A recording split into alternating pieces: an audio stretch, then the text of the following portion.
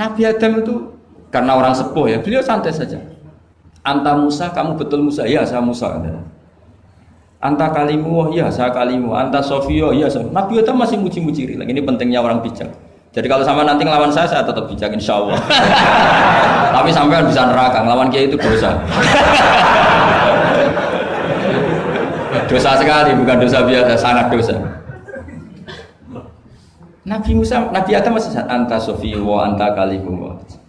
Bukankah kamu melihat di Taurat bahwa saya akan dosa dan akan dosa saya sudah ditulis 40 tahun sebelum saya dosa? Iya ya Musa, iya ya Nabi Adam, ya betul gitu. Berarti kamu mengkritik saya, atalumunani fi amrin qad qadahu. Kamu mengkritik saya, menyalahkan saya dengan sesuatu yang sudah dikodok-kodok oleh Allah sebelum saya lakukan. Jadi sudah ditulis sama Allah 40 tahun sebelum saya salah sudah ditulis skenario-nya. Nanti Adam akan salah, terus keluar dari surga. Memang dari awal Allah skenario-nya seperti itu. Itu ibarat istri kamu sudah tahu, ini kalau miskin setia, kalau sudah kaya nanti pola, itu sudah tahu. Tapi anehnya istri kamu ketika nyata pola kok tidak siap. Padahal sebetulnya sudah tahu loh, iya kan? Makanya saya kalau ngaji di mana-mana bilang, kelirunya orang Indonesia itu satu. Kalau ilmunya terbukti itu tersiksa, itu kelirunya orang Indonesia. Semua cowok tahu nggak? Semua lelaki tahu nggak? Kalau nggak pernah nafakoi diomelin, tahu nggak? Tahu. Tapi ketika itu nyata nggak siap. Harusnya ketika nyata diomelin, alhamdulillah ilmu saya benar termulia. Tapi istri kamu juga gitu. Biasanya wong lanang duwe akeh pola. Terus denger sampean mulai cinta orang lain. Harusnya kan alhamdulillah ilmu saya benar kan. Artinya gini, manusia saja bisa memprediksi. Kan nggak mungkin kita nyifati Allah. Allah nggak tahu Nabi Adam salah sebelum nyata-nyata salah. Tentu itu tidak mungkin. Nah, maknanya kodok kodar kira-kira gitu. Allah itu tahu apa yang akan terjadi. Tapi tetap saja ini nggak boleh dipakai justifikasi untuk maksiat. Makanya jelas aturan Quran, saya mohon kamu nggak boleh salah. Ini nanti saya baca. Saya hafal tapi ini biar tamu ayatnya. Itu ayatnya kan ma asoba musibatin fil ardi wala fi anfusikum illa fi kitabim min qabli an nabraha inna dzalika 'ala Allahi yasir likai la ta'sau ala ma fatakum wala tafrahu bima atakum. Jadi apa yang mengenai kamu di bumi maupun ada pada diri kamu, anggap saja itu yakini saja sebagai qada qadar supaya kamu tidak putus asa apa yang sudah terlewatkan dan tidak bangga dengan apa yang kamu sudah. Misalnya saya ini kan termasuk kiai keren misalnya itu saya tidak pernah bangga karena memang ditulis kalau suatu saat Gus Bah itu keren, jadi bangganya di mana kan sesuai skenario. Jadi untuk menghilangkan ujub bangga itu dengan cara iman sama qada qadar. Terus likaila tak soal fatakum, kamu tidak perlu putus asa dengan apa yang sudah kelewat. Misalnya masa lalu kamu ya tadi diusir istri, suami, macam-macam lah, utangnya banyak, wes sudah bangkit saja, itu sudah takdir. Jadi mungkin ada yang mencarikan, coba ini dicarikan, mungkin di surat Hadid itu apa yang nanti dicari ayatnya. Pokoknya ayatnya tadi apa? Ma asoba min musibatin fil ardi wala fi anfusikum apa? Illa fi kitabim min qabli an nabraha inna dzalika 'ala Allahi yasir likaila taksau ala ma fatakum wala tafrahu bima atakum. Jadi kodok kodar ditulis supaya kamu tidak putus asa menyesali apa yang sudah kelewat dan bangga kumoluhur terhadap apa yang kamu dapat. Jadi misalnya Pak Jokowi jadi presiden untuk menghilangkan ujub ya, memang sudah ditulis kalau akan jadi ya biasa saja sesuai skenario. Ya sama seperti sampean suatu saat tua terus untukmu coplok terus dredeg kepleset tiba, soalnya harus senang saja. Zaman kamu muda juga sudah tahu kalau nanti akan seperti itu. Jadi kalau itu terjadi, ya sudah, memang akan seperti itu. Jadi ringan saja. Ini pentingnya ngaji. Jadi sesuatu itu mudah sekali kalau dianalisis dengan dengan L. Ya cukup ya. Satu lagi aja jangan. Kalau nggak salah itu surat Hadid. Biar ditahukan suratnya. Diumumkan siapa? Surat apa? Hadid itu? Hadid 22. Hadid 22 ya. Hadid 22. Berdiri aja nggak apa-apa. Oh enggak. Oh ya nggak apa-apa gimana? Assalamualaikum warahmatullahi wabarakatuh. Waalaikumsalam warahmatullahi wabarakatuh. Saya sebuah kehormatan bisa Kiai. Ya. Sebenarnya saya baru kenal Kiai itu 3 minggu yang lalu lewat YouTube. Ya, ya. Ada yang kirim di FB saya, walaupun dengan komentar yang agak mirip lah. Iya, iya. Kalau nggak salah waktu itu Pak Kiai membahas masalah perang Handar, Iya. yang mengatakan bahwa Nabi itu waktu itu satu saja, tidak tahu apa-apa, tapi Iya. ada Salman yang menyampaikan ini. Iya. Terus komentarnya netizen anak-anak. Tapi pertanyaan saya itu bukan itu, Pak. Iya, iya, iya, gimana? Pertanyaan saya itu, saya tertarik kenapa cara pasang sokoknya itu ada rambut di. Iya, iya.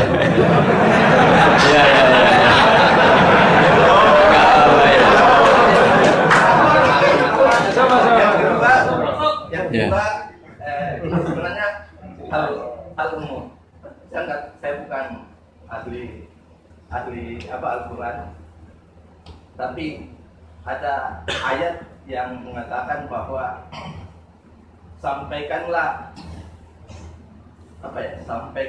Dari aku meskipun satu ayat itu enggak. walaupun itu cuma satu ayat. Dari aku balihu anni walau ayat. Nah, yang itu menurut saya menjadi dengan dunia medsos saat ini, Ya. orang yang betul-betul mungkin bukan cuma sekedar satu ayat, cuma satu kata, Iya. itu di broadcast yang mungkin Oh ya. memacu perdebatan. Ya, ya. atau apa. Makanya ini begini, namanya siapa? Sulaiman. Begini aja, ini saya jawab. Tapi ini ringan, sama relax saja santai. Jadi memang tradisi ulama sama masyarakat itu beda. Jadi kalau Nabi dikatakan tidak tahu dalam konteks tertentu itu malah madh. Madh itu memuji. Karena tadi syaratnya Nabi harus ummi. Ummi itu kan keibu-ibuan. Jadi kalau Nabi tahu itu nanti seakan-akan dia itu dikawal oleh ilmunya. Padahal Nabi itu dikawal oleh nubuah. Ini bedanya Nabi sama ndak. Jadi Nabi di Quran itu biasa ada kata makun tatadri mal kitabu walal iman. Terjemahnya kan kamu tidak tahu. Kanjeng Nabi biasa didhawuhi Allah makun tatadri mal kitabu walal iman. Kamu itu tidak tahu apa itu kitab. Tapi itu sifat madh. Sifat apa? Madh. Madh itu memuji. Kenapa itu jadi pujian? Karena Nabi kalau sudah tahu urusan sesuatu nanti jadi ilmu tandingan menandingi wahyu. Lah mungkin netizen nyuwun sewu bukannya ngeritik, bukannya apa. Mungkin nggak paham tradisi ulama itu. Jadi kalau ulama bilang Nabi itu tidak tahu itu bukan sifat dzam tapi sifat madh memuji. Di Quran banyak kalimat makun tatadri mal kitabu walal iman. Makanya Nabi ketika disuruh baca Iqra ya Muhammad, jawabannya gimana? Saya tidak bisa baca, tapi bukan sifat buruk, justru bagus. Kalau Nabi bisa baca, ilmunya nanti dikira beliau belajar dari buku-buku dan itu dia jadi Nabi. Wah itu memang bacanya banyak. Clear ya ini ya, supaya nggak salah paham. Jadi dikatakan tidak tahu kalau Nabi itu bagus, madh. Nggak bisa baca juga madh, sifat pujian. Kalau kamu tidak bisa baca buruk sekali. Itu jelas. Ya kan, tahu semua kan ketika Nabi disuruh baca bilang apa? Saya tidak bisa baca, tapi itu bagus. Karena semuanya biar karena wah.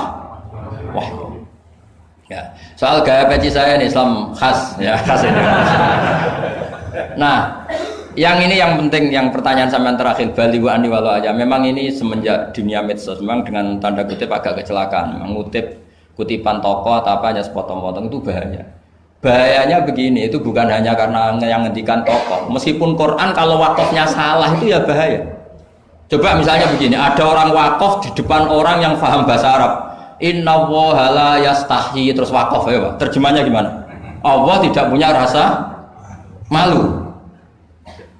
Sehingga di ilmu Quran itu diaturkan ada wakaf yang haram, yaitu wakaf yang rusak makna. Harus diteruskan inna woha la yastahi ayadriba masalam ma ba'u. Allah tidak malu bikin perumpamaan sekecil apapun makhluk itu. Misalnya buat perumpamaan dengan nyamuk. Coba kalau bacanya satu ayat terpotong.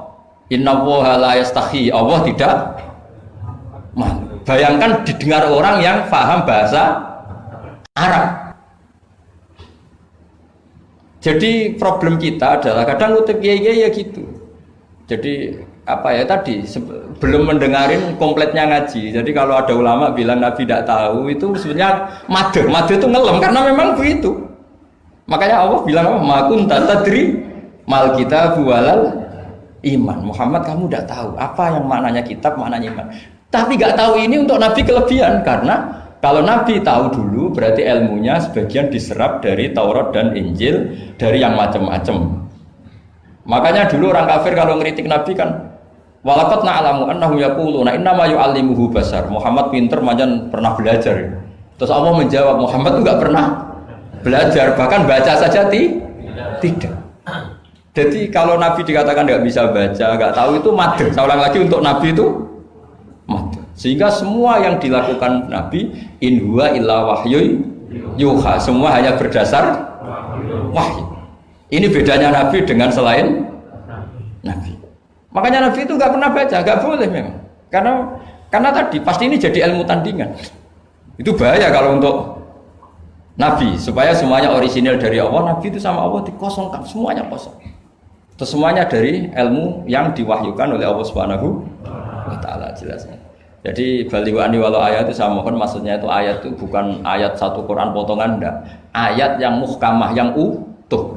Tapi kalau satu potongan ya enggak boleh. Tadi misalnya dipotong apa inna woha layak tadi kan kayak. Makanya di bab ilmu tajwid kan diterangkan wa ba'da tajwidika lil hurufi la budda min ma'rifatil wuqufi. Setelah kamu tahu tajwid ikhfa idzar idgham, kamu harus mengenal ilmu waqaf. Karena sekali salah waqaf itu fa. Ya gitu Mas Sulaiman ya. Assalamualaikum warahmatullahi wabarakatuh. Ini MC-nya. Oh langsung doa. Bismillahirrahmanirrahim. Nahmadu wa yaghfiru wa yaghfiru wa Muhammad wa alihi wa sallam asma'in. Allahumma ya Allah ij'alna mutawadina fika mutahabbina fika mutanasirina fika ya Allah. Waj'alna mimman nasara dinaka fi ayyatin ya Allah. Wa ammir ya Allah biladaka wa bilad Korea wa jami'a biladika ya Allah ma'murina bittaqwa ma'murina bisujud waj'alna ya Allah mimma yakhdumu masjidaka wa yu'ammiru masajidaka wa yu'ammiru hadaddin wa yu'li kalimataka al-ulya ya Allah waj'alna ya Allah mimman sabbahaka wa hammadaka wa kabbaraka wa wahdaka ya Allah waj'alna mimman syarra adaika ya talaban liridhoka wa ila'an li kalimatika al-ulya ya Allah inna la dzikrika wa syukrika wa husni ibadatik Allahumma ya inna nas'aluka rahmatan tahdi biha qalbi wa talumu biha syasi wa taruddu biha al-fitana anna ya Allah wadfa'na al-afat wal balaya ya Allah ya Hayyu ya Mubin Rabbana atina fid dunya hasanah fil akhirati hasanah wa qina adzabannar sallallahu alaihi wa sallam Muhammad wa alihi wa sahbihi